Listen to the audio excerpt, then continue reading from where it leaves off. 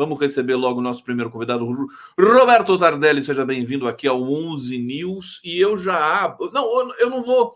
Eu vou pedir para você fazer um preâmbulo, porque você sempre está muito inspirado, e depois eu faço uma pergunta sobre 64 para você. Tudo bom, meu querido?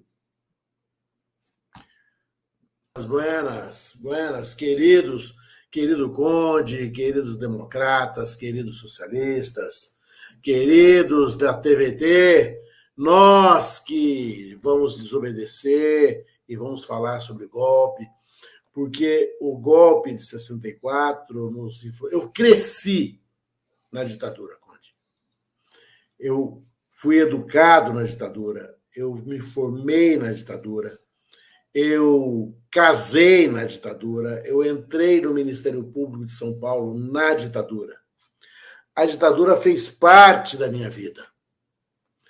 E eu divido as pessoas que são saudosas da ditadura em dois grandes grupos: os completamente imbecis e os completamente canalhas. Porque é inadmissível quem tenha saudade daquela época. Eu não consigo imaginar, eu não consigo ter recordação, eu não consigo ter nenhuma memória positiva daqueles tempos. Nada. Naqueles dias, o Brasil não tinha moeda.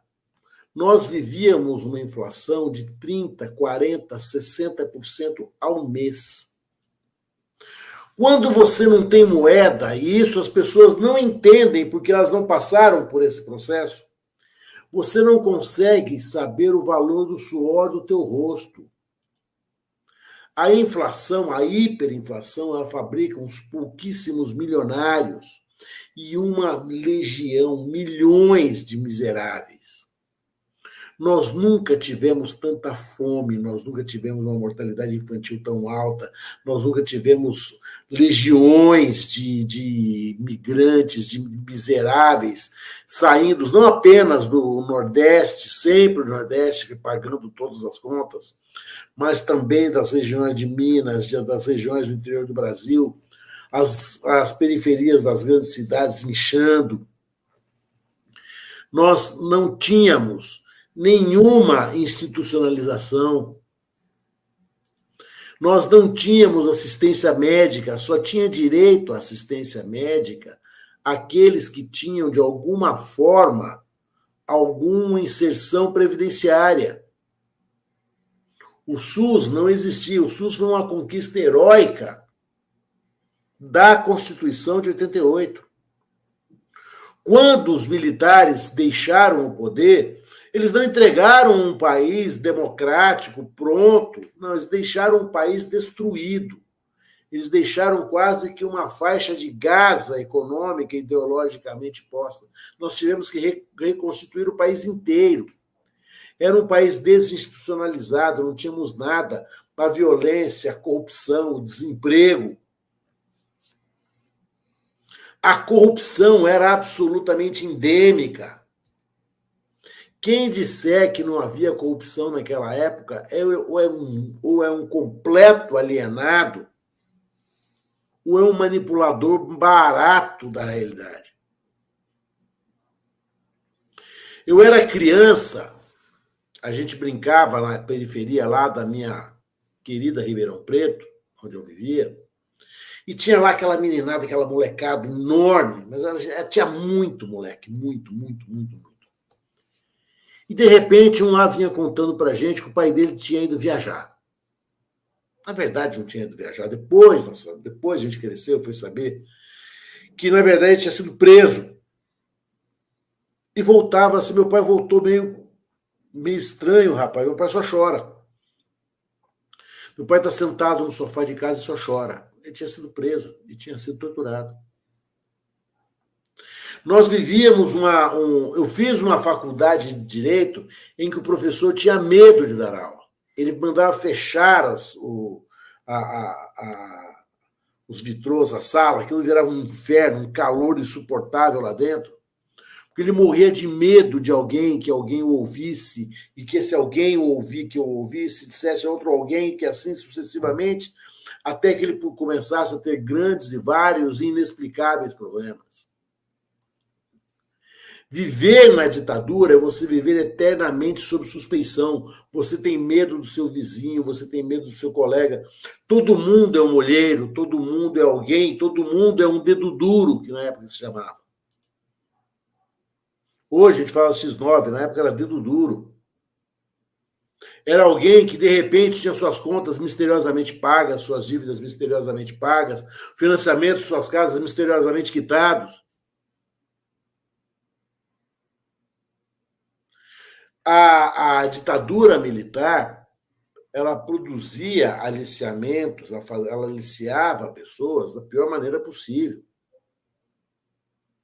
Sempre havia alguém te observando, sempre. As nossas mães, elas se desesperavam, porque elas morriam de medo de nós sermos aliciados por uma horda meio metafísica, meio invisível. Nós não sabíamos exatamente quem eram os chamados comunistas, os então ditos subversivos, aqueles que vinham para desfazer as famílias.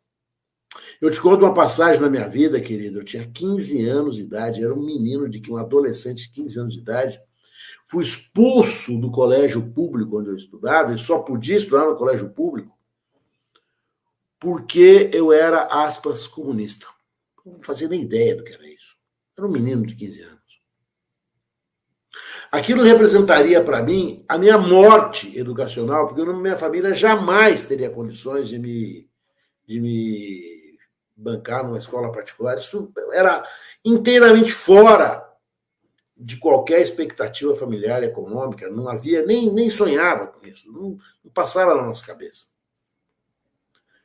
Eu me lembro da minha mãe ir suplicar na porta da casa do coronel.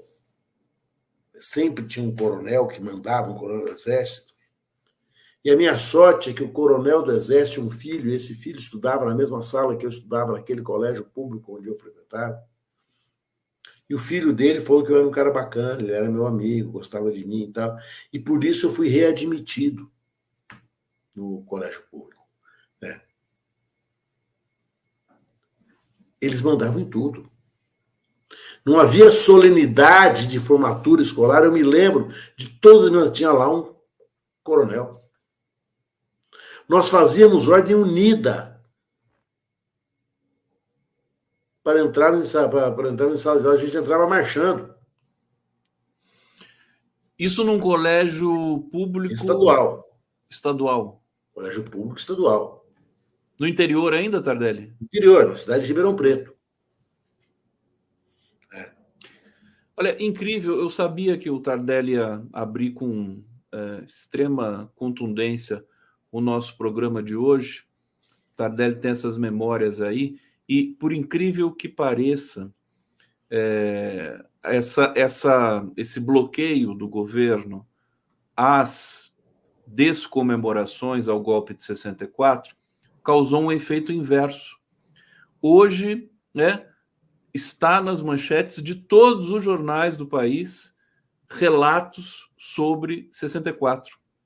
Evidentemente, relatos tenebrosos, né, desse momento. Tem um em especial, Tardelli, que eu gostaria que você aqui reiterasse. Aliás, antes deixa eu ir para o bate-papo, que o pessoal está trazendo depoimentos aqui importantes sobre 64. Eu peço para vocês, né, todo mundo assiste aqui, todo mundo tem uma vivência espetacular também. O público do coletivo aqui é um dos mais qualificados que podem existir. Olha só, o Zé Roque Guimarães está dizendo: tendo 71 anos, também cresci na ditadura. Kainan Vital Azevedo: Bolsonaro faz o que quer, tudo é bobeira, patético, inclusive a responsabilidade por mortes de compatriotas na pandemia, ele pergunta aqui. A gente vai falar sobre isso também. Claudete Prado: já passou da hora de enjaular o Bozo na papuda, chega de escárnio, deboche com a justiça e o povo brasileiro. Juscelia Weber: o pior para mim foi a Transamazônica, fora, nem pensar na repressão, torturas e mortes, na caça aos guerreiros, ainda choro a lembrança da imagem do jornalista Herzog enforcado na prisão. Meg Mandaia está dizendo: eu tive um professor de história de segundo grau que tinha sido torturado. Lília Oliveira: bom dia, Tardelli, conde de todos, eu desejo uma boa sexta da paixão, uma Páscoa maravilhosa para vocês. Zé Carlos Faria está aqui: ótimo, Tardelli, ainda mais com a camiseta da baleia. O Tardelli está com a camiseta da baleia do Graciliano Ramos, coisa mais Sim. bonita, que é do livro Vidas Secas. Vidas Secas. Muito bom. Tardelli, aqui tem uma nota. Negócio melhorou quando começamos a matar. Áudios inéditos revelam bastidores da ditadura dos 60 anos do golpe. Essa frase foi dita por um assessor do Geisel, Dali Coutinho. Eles tinham a clareza, né, de que matando eles iam controlar melhor a opinião pública ou qualquer coisa que o valha. Fala um pouco sobre isso, sobre a violência extrema da ditadura militar para a gente. Você já tinha falado, agora você, enfim, traz aqui alguns desdobramentos para a gente.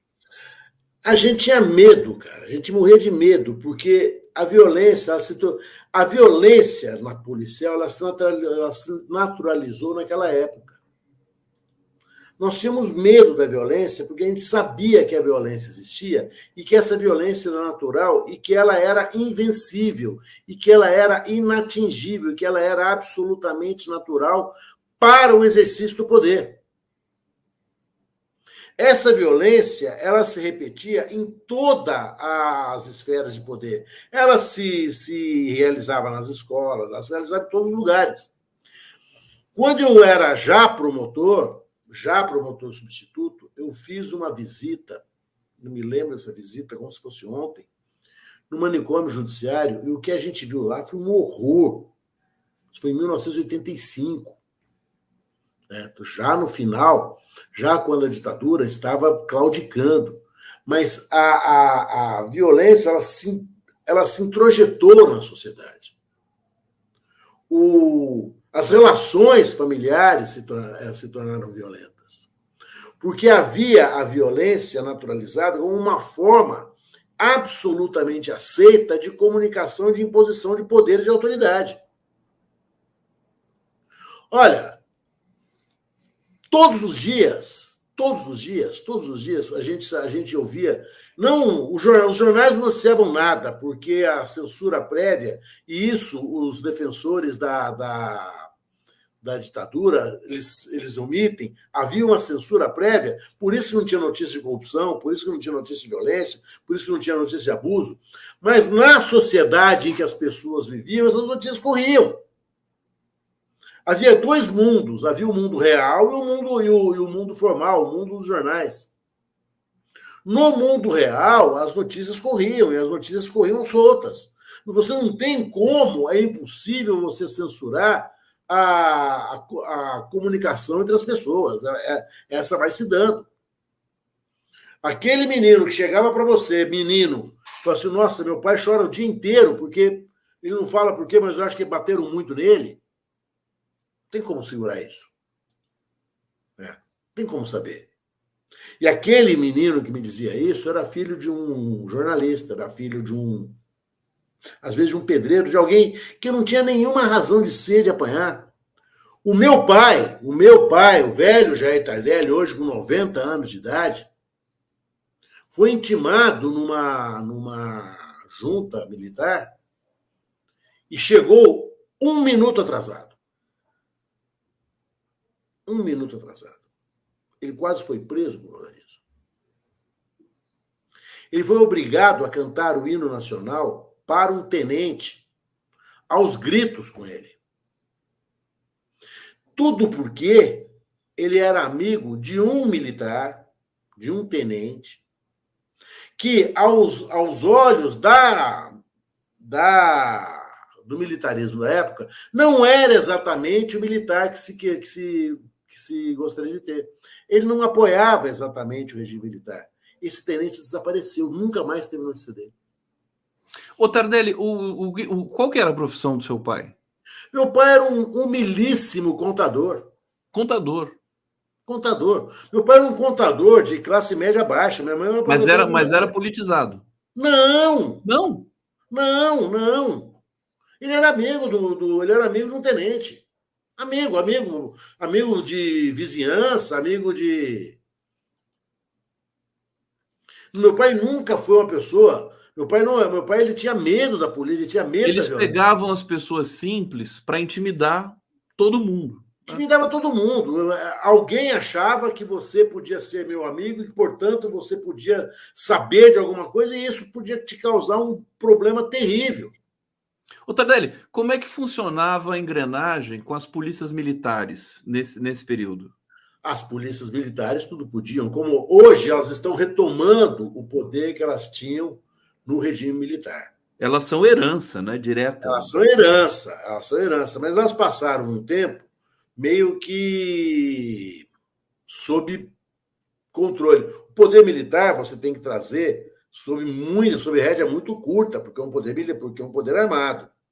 Naquela época, não. A minha mãe morria de medo, as nossas mães morriam de medo, certo? De nós sairmos, na época não tinha celular, na época elas não tinham como nos controlar, não sabiam para onde a gente ia. Nossas mães tiveram muitos motivos para enlouquecer, claro, certo? Mas o medo delas era que nós encontrássemos a polícia e a polícia simplesmente nos desaparecesse conosco. Porque não havia direitos constitucionais, não tinha garantia nenhuma. Todos nós, toda a população era suspeita. Nós éramos suspeitos até prova em contrário. Eu estudei numa escola centenária que se chamava Autoriel Mota. Nessa escola estudou muita gente boa, estudou o Arlindo Chinalha, estudou lá, por exemplo. Né?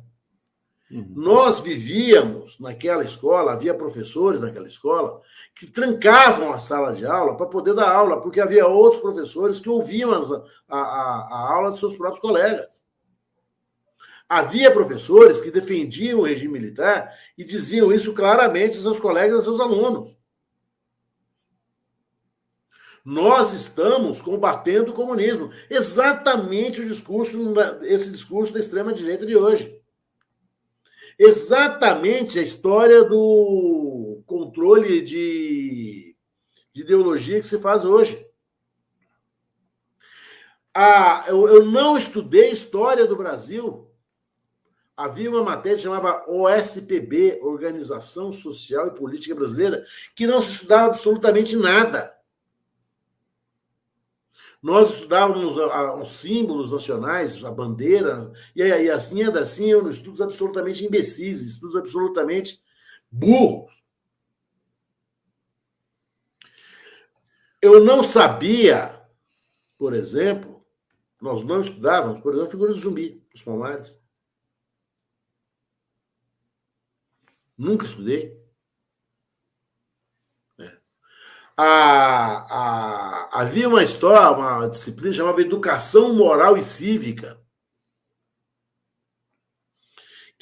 cujo conteúdo nunca nos foi claro, A gente tinha as matérias. Sabiam o que eles tinham que dar, né? Não. A nossa escola era uma escola que havia um conteúdo, era uma escola de boa qualidade, porque era uma escola para muito pouca gente, era uma escola pública, mas era uma escola elitizada, não era para todo mundo. Tardelli, deixa eu aproveitar que você está trazendo esse depoimento tão importante, o pessoal que está muito engajado nesse nosso papo, importante, já está se tornando aqui um momento histórico, até porque depois aqui virão ainda Jefferson Miola e Adriano Diogo. Adriano Diogo sentiu na pele tudo isso. Foi torturado pelo Ustra, inclusive, né? Exatamente. O Ustra perseguiu o Adriano Diogo em especial, né? Vou trazer comentários aqui do nosso público. Vamos lá, a gente vai costurando aqui a nossa leitura do período, né? Alcides Ádio. Colégio estadual onde fui substituto, eu ainda estudante da USP, os direitos... como é que é?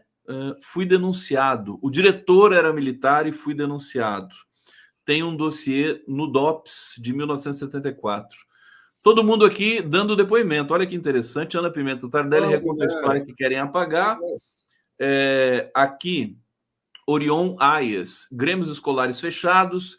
Eli Soares, quando era criança, indo para a escola, nossos lábios ficavam cerrados. Não entendia nada. Depois fui entender. Marcos Gambis, tive um professor de química do segundo grau durante a ditadura que se fazia de nosso amigo e descobrimos que era espião dos milicos. Tinha muito isso também, né, Tardelli? Tinha muito infiltrado, né? Eles colocavam muito... Haja visto o que fizeram no PSOL do Rio de Janeiro para matar a Marielle. Para matar a Marielle. Ou seja, o que fizeram no PSOL é um adiantamento do que o general Heleno anunciou depois da BIM paralela naquela reunião do Bolsonaro de infiltrar gente nos partidos para saber o que eles estavam fazendo. Tudo está ligado. Eu sou eu, em termos de teoria da conspiração, eu acho que esse pessoal é capaz de tudo. Eu acho que essa investigação da Marielle muito longe está de ter terminado, sabe? Eles querem acabar com essa investigação muito antes da hora. Né? Essa criança não está pronta para nascer ainda. Certo? Tem muita coisa para a gente ainda descobrir, muitas perguntas que estão sendo feitas, as respostas ainda precisam chegar. Mas havia naquela época um professor bacana, havia naquela época um professor legal, cuja missão era exatamente essa. Nós éramos adolescentes e éramos fiscalizados pelo regime militar. Havia um professor, eu me lembro bem, uma vez me perguntou se eu conhecia a Mercedes Sosa. Eu não sabia o que responder para ele. Responder que sim era grave. Era uma pergunta que podia te aproximar ou não do abismo, uma pergunta ingênua. Sim. Isso era viver na ditadura. Com medo. Uma cantora aí, argentina, chamada Mercedes Sosa, você já ouviu? Você fica assim, a gente fica assim, será que eu falo que eu conheço? Será que eu digo que eu não conheço? Você se lembra especialmente desse episódio, não? Me lembro perfeitamente. E você respondeu o quê? Eu enrolei. Né? Eu já ouvi falar, eu já ouvi falar por aí, né? Mas nunca ouvi, porque se eu já tinha passado pela experiência da expulsão. Eu era expulso de um colégio. Eu era absolutamente assustado, porque eu sabia que se eu saísse do colégio, não voltaria mais para a escola. Eu não havia chance. Na ditadura, as casas nós começamos a ter, assim, lugar para ter que estocar alimento, porque na inflação você tinha que comprar muita coisa, porque você não tinha dinheiro, o dinheiro desaparecia. O preço, hoje de manhã, 11h24, no dia 29 de março, do óleo era 1, hoje, 29 de março, às 13h24, seria outro. Você ia para um depósito de material de construção para fazer um pequeno puxadinho na sua casa, você não sabia o que você ia fazer. Tardelli, eu tenho que interromper e tenho que falar assim, eu estou impressionado com os comentários aqui no nosso chat, as pessoas todas. Eu acho que a gente precisa fazer um momento especial. Tá todo mundo falando aqui, todo mundo relatando o que aconteceu. Quer ver que coisa espetacular? Olha, todo mundo tem essa memória, né? Todo mundo quer falar, né? Acho que o momento é propício, né? Olha só o que a gente vai ver aqui. Eu vi um professor em plena aula ser levado, saiu chorando e ninguém entendeu nada. Giancarlo Pacheco, eu sou de... Como é que é? Acho que ele tem 61 anos, sou filho da ditadura, infelizmente, era um tempo muito ruim. As pessoas eram mal informadas, muitas pessoas passavam fome com minha família, era muito difícil. Fábia da Paz, meu amigo Ivan Marinho, hoje bacamarteiro, foi suspenso da universidade no período da ditadura porque era poeta. Outro amigo dele foi torturado, jogado sem roupas no Parque 13 de Maio, no Recife. Eles faziam muito isso também, né? Pegava o cara, torturava, jogava pelado na rua, jogava sem roupa. Sônia Maria Pereira. Meu primeiro ano como estudante da PUC foi em 71, nos murais da faculdade, havia a lista com os nomes dos estudantes desaparecidos. Gente, eu estou impressionado com a quantidade de... Estou com vontade de chorar aqui, assim. José Carlos Faria, tinha 13 anos, minha família lacerdista foi a favor do golpe, minha virada ideológica foi no CAP, o FRJ, na Guerra do Vietnã, primeiro torci pelos americanos e depois pelos vietcongs. Conto no Cemitério Parque o filme do Zé Carlos Faria. O Zé Carlos Faria vai vir aqui no programa em breve para a gente contar essa história e falar um pouco mais do filme dele, da história também. Zé Carlos, um abraço, viu, querido? Sempre uma honra ter você aqui entre nós, comentando, sempre presente no coletivo aqui. Tardelli. Uma das histórias mais fantásticas é da história da família do Zico. O jogador de futebol, certo? O irmão dele, o Nando, foi um dos perseguidos pela ditadura. A irmã do Zico foi presa. O Nando, que era um jogador de futebol, deixou de ser porque foi preso. A ditadura militar, as pessoas de hoje não têm ideia do que é você viver nas mãos de um general Heleno, nas mãos de um Braga Neto. Porão, total. O porão, você está num porão absolutamente sem saída. Assim, sem nenhuma alternativa de direito, não há direitos, porque essas pessoas não conseguem imaginar direitos. Elas só conseguem imaginar inimigos e que devem ser destruídos. Você sabe, deixa eu aproveitar, o Tardelli, porque hoje a gente está... É uma sexta-feira, digamos, importante da história brasileira, porque nós estamos às vésperas dos 60 anos do golpe de 64, e nós estamos apurando o crime, o assassinato da Marielle, o Bolsonaro na embaixada da Hungria e tudo mais. E olha só o que está na manchete do jornal Folha de São Paulo nesse momento. Datafolha, 65% acham que 8 de janeiro foi vandalismo e 30% tentativa de golpe. Esse aqui meio que livra a cara dos terroristas lá, né? Agora, tem um dado do Datafolha que é importante. Ó, segundo pesquisa, 63% são contra a anistia a responsáveis pelo 8 de janeiro. Vamos fazer o link com o presente dessas memórias terríveis da ditadura. E eu queria que você falasse também, ô Tardelli, sobre que naquela época o Brasil estava sem comando, né? Era tudo uma bagunça, inflação, corrupção. Quem administrava o Brasil, na verdade, era um Fundo Monetário Internacional. Eram pessoas que vinham lá de sei aonde, de Washington, de certo, Wall Street, sabe, a puta que nos pariu, certo? Desciam e deixavam todos nós cada vez mais pobres. A gente vivia um empobrecimento geral, salvo uma elite muito, muito privilegiada que enriquecia e enchia os burros de dinheiro. São os milionários até hoje. São os grandes bancos de hoje. Surgiram quando? Surgiram no regime militar. A TV Globo, as organizações Globo, quando elas surgiram? No regime militar. Essas grandes corporações brasileiras surgiram no regime militar. Nós fomos empobrecendo, assim, enquanto população em geral. Havia uma história de, não, vamos esperar o bolo crescer para dividir. Sempre cresceu, nunca foi dividido.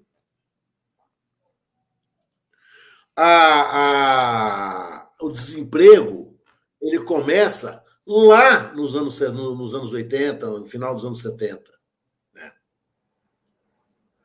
Quando a gente vai fazer uma revisão histórica, aí, os anos 80 foram considerados uma década perdida. Porque foi o fim do governo militar absolutamente caótico. Absolutamente caótico. Foi um salve-se quem puder. A corrupção se tornou endêmica, epidêmica. Eles tentaram fazer, fizeram uma rodovia transamazônica que era planejadamente da Paraíba ao Acre. Essa rodovia nunca ficou pronta. Até hoje nós estamos assistindo, a gente vê vários vídeos dela, assim, de cenas. Nós nunca soubemos onde, quanto custou, como se fez. Nada, rigorosamente nada. As usinas nucleares de Angra dos Reis, nós nunca tivemos a menor noção do seu custo, nada, nunca tivemos nada. Porque havia uma censura prévia, que impedia essa divulgação. E a imprensa tinha conivência com isso, né? Havia uma parte da imprensa que era conivente, que era aquela mídia hereditária, que estava enriquecendo, que estava subindo. Né? Quando começa o regime militar, as organizações Globo não eram o que eram hoje. Quem era o dono das comunicações brasileiras era o Assis Chateaubriand. Ele foi desbancado pelo regime militar, ele quebrou. O regime militar fez as organizações Globo, como o Bolsonaro tentou fazer o Edir Macedo, certo? As organizações Globo cresceram, tornaram-se o Leviatã que hoje elas são, né? Mas foi naquela época. Sim, a TV Globo foi fundada um ano depois do golpe. 65. Eu me lembro bem, muito bem, naquele famosíssimo comício do Anhangabaú, de 1 milhão de pessoas pelas diretas já, certo? A Globo noticiou o engarrafamento em São Paulo. Ela não noticiou 1 milhão de pessoas na rua. Realmente, houve um engarrafamento em São Paulo. Houve um trânsito caótico. A cidade se tornou um caos, porque havia 1 milhão de pessoas, como nunca antes houvera ocorrido na história desse país, né? Mas que ninguém, certo, imaginou que à noite, olha, numa engarrafamento, parou. Por que parou? Parou porque parou. Ô Tardelli, eu quero te perguntar sobre a Marielle também. O pessoal está pedindo aqui para a gente falar sobre esse tema. Milton de Oliveira Borges está dizendo aqui: de luto para ser vivido precisa ser falado. O luto para ser vivido precisa ser falado. Tá aí, perfeito. Aliás, nós não vivemos nem o luto dos 712 mil cadáveres que o Bolsonaro deixou, né? Como rastro da pandemia. Nós precisamos viver esse luto para se reencontrar, né? Girlene Maria Aníbal, bom dia. Em 75, primeiro ano da faculdade, uma colega foi retirada da sala e só voltou no outro ano. Anos de treva. Não me conformo com a atitude do Lula, tá dizendo aqui. Agora, tem gente que está entendendo aqui um pouco a atitude do Lula. Michel Galiotto, meu pai serviu por 2 anos exército em 74, 76. Ele se faz dizendo, não me conta nada. Alguém serviu essa época e poderia relatar como era? 74, 76. Tem um comentário aqui, olha só, a Beatriz Nunes. Interessante isso aqui. Lula não desrecomendou nenhuma manifestação. Só disse que o governo não ia fazer. O fato de ter efeito oposto só prova a sabedoria política do presidente. Acho que é muito justo esse comentário aqui. Na verdade, eu estou achando que foi agora deliberado, porque, na verdade, essas manifestações precisam partir além do Estado brasileiro, sem dúvida nenhuma, mas da sociedade brasileira, né? Sim, eu acho, mas eu acho que esse comentário, eu li esse comentário agora, achei delicioso. E pensei numa coisa: quem tem amigo não morre pagão, né? Porque a gente esperava a palavra oficial do governo, né? E é um governo em que muitos sofreram, o próprio Lula sofreu, né? O próprio Lula. Certo? Ninguém mais do que eles nesse governo sofreu. O Lula fez greve de fome, certo? O Lula sofreu o regime militar para o pobre. O pobre não tinha assistência médica. Aliás, o golpe de 64 foi contra o trabalhador. A primeira esposa do Lula morreu por erro médico, por negligência médica. Não porque ele foi, não, porque não tinha atendimento para pobre, o pobre não tinha. Havia na época, e as pessoas. Eu estava. Nesses dias a gente vai lembrando disso, né? Havia na época uma categoria de indivíduos a quem se chamava de indigentes. Eram aqueles que estavam à margem do sistema previdenciário e, portanto, à margem da assistência médica oficial.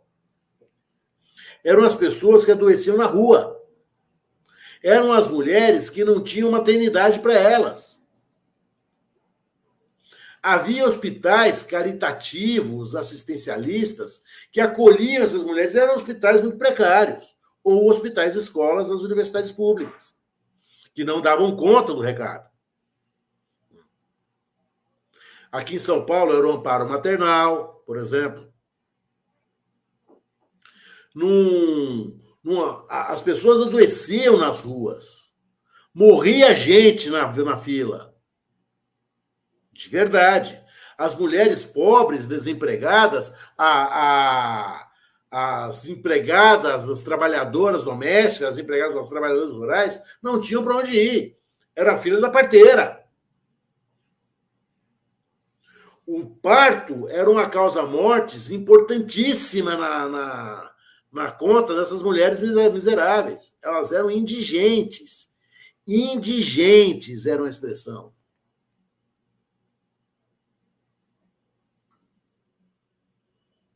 Esse era o regime militar.